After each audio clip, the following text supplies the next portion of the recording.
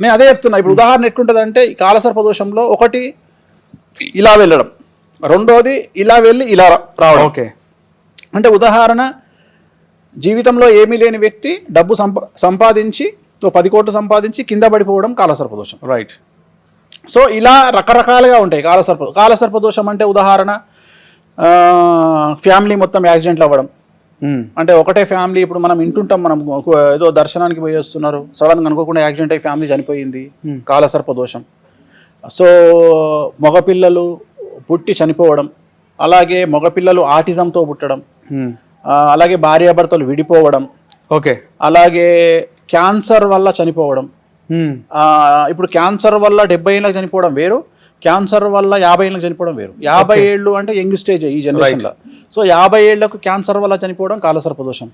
So ఇలా కాలసర్ప దోషాన్ని మీకు మీరే గమనించుకోవాలి. అంటే ఒక వ్యక్తి తన జాతకాన్ని తానే విశ్లేషించుకోవాలి. అంటే ఇవాళ రేపు ఆన్లైన్ యాప్లు చాలా వచ్చినాయి జ్యోతిషానికి సంబంధించి. మీ డేట్ ఆఫ్ బర్త్ మీ టైం కొట్టి ఓపెన్ చేసుకుంటే రాహు ఇక్కడుండి, కేతు ఇక్కడుండి, మిగిలిన గ్రహాలన్నీ ఈ లోపల దాన్ని ఏమంటారు రెయిన్బో లాగా ఉంటే దాన్ని కాలసర్ప దోషం అంటారు. ఖచ్చితంగా ఎవరైనా తెలుసుకోవచ్చు.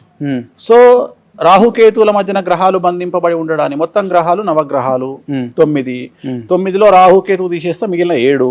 ఈ 7 గ్రహాల మధ్యలో ఉండడాన్ని దీన్ని కాలసర్ప దోషం. ఇంకంతే, దాని అనుమానం లేదు. దీన్ని 100% కాలసర్ప దోషం అంటాం. ఒక్కసారి చంద్రుడు బయట ఉన్నా, ఒక్కసారి గురువు బయట ఉన్నా దాన్ని కాలసర్ప సహిత రాజయోగం అంటాం. అంటే రాజయోగం కూడా ఉంటది, దానికి ఉంటది. కాలసర్ప దోషంతో పాటు రాజయోగం ఉంది. ఇప్పుడు ఉదాహరణ మన సినిమా ఇండస్ట్రీకి సంబంధించి ఒక పెద్ద హీరోకు ఉంది, ఆయనకు కాలసర్ప దోషం ఉంది, ఆయనకు రాజయోగం ఉంది.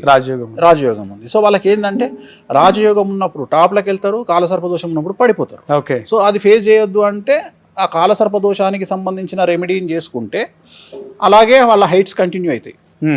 సో మళ్ళీ పడిపోరు కింద. సో దీన్ని కాలసర్ప దోషం అంటాం. జనరల్గా ఈ కాలసర్ప దోష నివారణకు మనకు ఉన్నటువంటి ప్రత్యేకమైనటువంటి పూజలు ఏమిటి అంటే, ఒకటి శ్రీకాళహస్తిలో రాహుకేతు పూజ. అంటే కాలసర్ప దోషం అంటేనే దాని అర్థము రాహుకేతువులు అని అర్థం. రైట్. రాహుకేతు కలిస్తే కాలసర్ప దోషం. సో అందుకని ఈ కాలసర్ప దోష నివారణ లో లెవెల్లో చేసుకోవాలి అంటే శ్రీకాళహస్తిలో 300 రూపాయలకు రాహుకేతు పూజ ఉంది. ఓకే. లేదు ఇంకొద్దిగా పెద్ద లెవెల్ పూజకు పోవాలంటే త్రయంబకేశ్వరంలో నారాయణ నాగబలి అని ఒక పూజ ఉంది. ఓకే. సో ఇంకా పెద్దది పోవాలి అంటే తారాపీఠ్ అని, దుర్గాపూర్ తారాపీఠ్ కలకత్తాలో పూజ ఉంది, తారాదేవి పూజ ఉంది. అంటే గురు గ్రహానికి మనము ఏదన్నా బూస్టింగ్ చేయాలి అంటే తారాదేవిని పూజించాలి. సో తారాదేవిని పూజించడం వల్ల గురుబలం మనకు వస్తుంది. అట్లనే కాలసర్ప దోషం ఉన్న తారాదేవిని కానీ, చిన్నమస్తాను కానీ, బగలాముఖిని కానీ పూజించడం వల్ల, అంటే వాళ్ళ లెవెల్ను బట్టి, వాళ్ళ స్థాయిలను బట్టి పూజించడం వల్ల కాలసర్ప దోషం అనేది నివారణ జరుగుతుంది. రైట్. అలాగే కాలత్ర దోషం ఇప్పుడు మనం ప్రత్యేకించి ఈ జనరేషన్లో తీసుకుంటే మనకు కళత్ర దోషము అనేది ఒకటి తెలుస్తుంది. కళత్రము అంటే మీ భాషలో, మా భాషలో కళత్రము. ఓకే. సామాన్యమైన జనాల భాషలో డివోర్స్. ఓకే. సో విడాకులకు మారు పేరు కళత్రము అంటే విడిపోవుట. ఓకే. కళత్రం అంటే విడిపోవడం.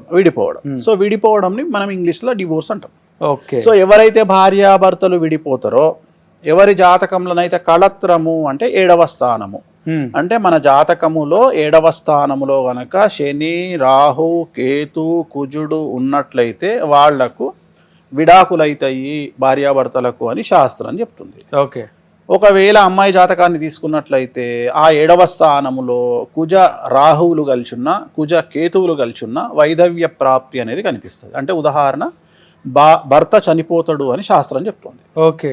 సో ఒక అమ్మాయి జాతకాన్ని విశ్లేషించి ఆ అమ్మాయి జాతకంలో 7వ ఇంట్లో అంటే కలత్ర స్థానములో రాహువు కానీ, కుజుడు కానీ, కేతువు కానీ, శని కానీ కుజుడితో కలిసి ఉంటే వాళ్లకు విడాకులు 100కి 100% ఉంటాయి. కొన్ని సందర్భాలలో భర్త చనిపోతాడు అని శాస్త్రం చెప్తుంది. సో దీన్ని ఆడవాళ్ల విషయానికి వస్తే కుజదోషంగా, మగవాళ్ల విషయానికి వస్తే శుక్రదోషంగా భావించాల్సి ఉంటుంది. అందుకని దీనికి ఆ పేర్లు పెట్టకుండా కళత్ర దోషము అన్నారు.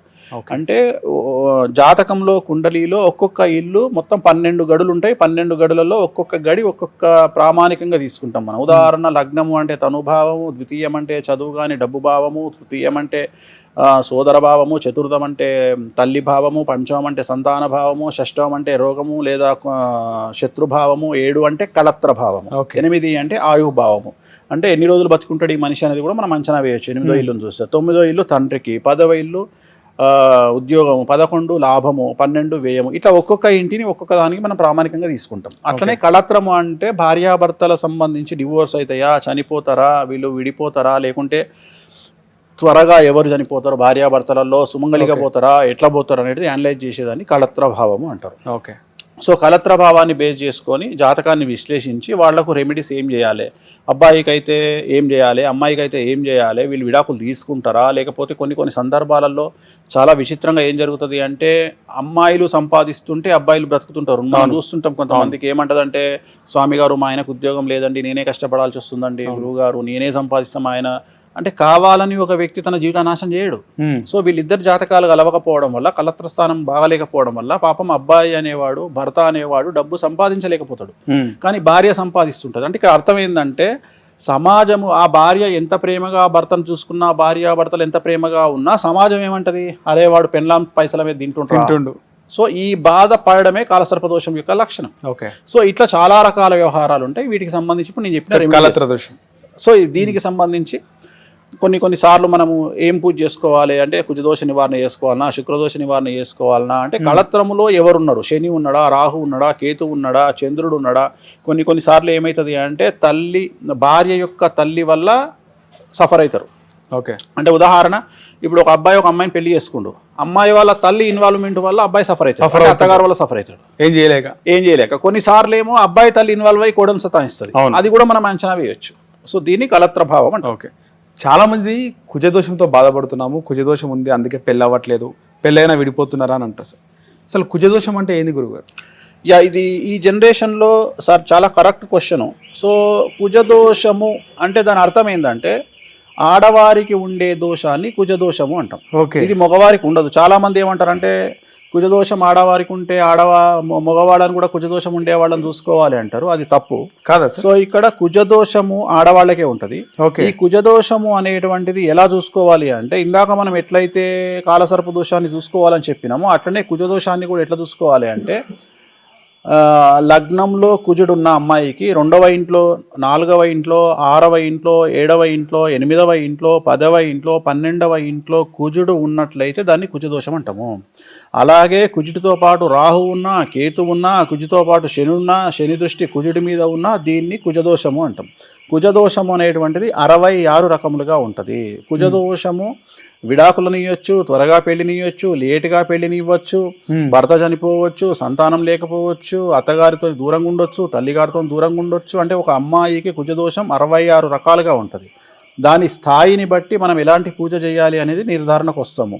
కొంతమందికి 3 పెళ్లిళ్ళు ఉండొచ్చు, కొంతమందికి 2 పెళ్లిళ్ళు ఉండొచ్చు. ఓన్లీ కుజదోషం అనేది అమ్మాయిలకు మాత్రమే ఉంటుంది, అబ్బాయిలకు కుజదోషం ఉండదు. కుజదోషం అనేది అబ్బాయిలకు ఉండదు. అబ్బాయిలకు శుక్రదోషం ఉంటుంది, అమ్మాయిలకు కుజదోషం ఉంటుంది. మాంగళ్యం ఎవరికైతే ఉంటుందో వాళ్లకు కుజదోషం ఉంటుంది. స్పర్మ్ కౌంట్ ఎవరికైతే ఉంటుందో వాళ్లకు శుక్రదోషం ఉంటుంది. మగవాళ్లకు శుక్ర కణాలు ఉంటాయి కాబట్టి శుక్రదోషం ఉంటుంది, ఆడవారికి మాంగళ్యం ఉంటుంది కాబట్టి కుజదోషం ఉంటుంది. ఓకే. సో కుజదోషం తెలుసుకోవాలి అంటే మీకు మీరే వ్యక్తిగతంగా ఒక ఆన్లైన్లోకి వెళ్ళిపోయి మీ డేట్ ఆఫ్ బర్త్ టైం కొడితే మీ లగ్నంలో కానీ, మీ 2వ స్థానంలో కానీ, మీ 4వ స్థానంలో కానీ, మీ 6వ స్థానంలో కానీ, 7వ స్థానంలో కానీ, 8వ స్థానంలో కానీ, 10వ స్థానంలో కానీ, 12వ స్థానంలో కానీ మీ జాతకంలో కుజుడు ఉన్నట్లయితే మీకు కుజదోషం ఉన్నట్లు మీరు నిర్ధారణకు రావాల్సి ఉంటుంది. సో మీకు ఉన్నటువంటి దోషాన్ని బట్టి, దాని తీవ్రతను బట్టి, దాని స్థాయిని బట్టి మీ రెమెడీ మీరు చేసుకోవాల్సి ఉంటుంది. కొన్నిసార్లు శ్రీకాళహస్తి, కొన్నిసార్లు త్రయంబకేశ్వరు, సో కొన్నిసార్లు కామాఖ్య, ఇలా ఒక్కొక్క దేవతను, కొన్నిసార్లు తిరుపతిలో రంగమంటపంలో ఉండే శేషవాహనం చుట్టూ తిరిగినా ఆ దోషం పోతుంది. సో అలా మీ రెమెడీని మీరు చేసుకొని సమస్యల నుండి బయటపడవచ్చు. రైట్. హిట్ టీవీ యాప్, ఇందులో short news, live news, entertainment shows, movies, digital magazines తో పాటు మీ జిల్లా వార్తలను కూడా ఫ్రీగా చూడొచ్చు. ఇంకెందుకు ఆలస్యం, వెంటనే హిట్ టీవీ యాప్ ని డౌన్లోడ్ చేసుకుని ఫ్రీగా ఎంటర్టైన్మెంట్ పొందండి. Hit TV app. Hit TV app. Please download hit TV app. Hit TV app ని ఫ్రీగా డౌన్లోడ్ చేసుకుని ఎంజాయ్ చేయండి. మీకు నచ్చిన ఎంటర్టైన్మెంట్ కోసం హిట్ టీవీ యాప్ ని ఫ్రీగా డౌన్లోడ్ చేసుకుని ఎంజాయ్ చేయండి. హిట్ టీవీ యాప్ ని డౌన్లోడ్ చేసుకుని ఆస్వాదించండి, ఆశీర్వదించండి. ఇంతమంది సెలబ్రిటీలు హిట్ టీవీ యాప్ ని డౌన్లోడ్ చేసుకోండి అని చెప్తున్నారంటే ఎంత మంచి యాప్ ఆలోచించండి. అమెరికా అమెరికా అమెరికా అమెరికాలో చదవాలనుకునే వాళ్ళకి విశ్వసనీయమైన పేరు మన శౌర్య కన్సల్టెన్సీ. UK లో 1 year masters. UK లో 1 year masters. 2 years work permit up to 5 years visa. Contact Saurya Consultancy. Contact 89851 89851.